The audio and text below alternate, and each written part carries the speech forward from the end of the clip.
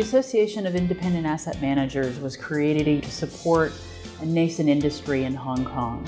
We're seeing in significant numbers independent private bankers, independent financial advisors, independent asset managers who provide advice separate from custody, separate from the private banks, now represent a meaningful and growing part of the market. So the association was set up to help support these businesses and this segment of the wealth management industry, to help support its growth, to provide resources for its members, and probably most importantly, to bring people together, to share ideas, to share best practices, and to create awareness in the community.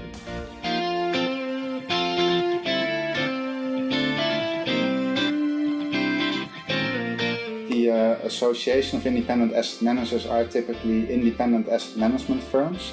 Currently we have around 35 members, which are either wealth management firms or supporting members like banks, asset managers or law firms we help our members by organizing over 20 events a year on several topics. For example, helping them implement best practices regarding regulation or new business opportunities or fintech opportunities into their business. We believe in sharing best practices among our members and bringing them together to engage in conversations, in sharing knowledge, especially in the compliance and regulatory fields, as well as their connections.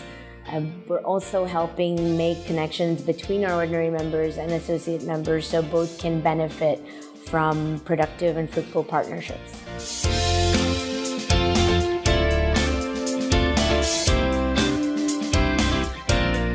We have seen this from other regions where 5 years ago independents managed around 10% of the assets or even less, 5%. And now you see in countries like Australia or US where there is 20 to 30% of the assets is managed by independent asset managers. The growth of this industry will be extremely strong over the next 5 to 10 years. That will also be helped by the developments that we're seeing in the wealth management industry in China, where actually already today a much larger part of the wealth is being managed by independent asset managers rather than the traditional banks.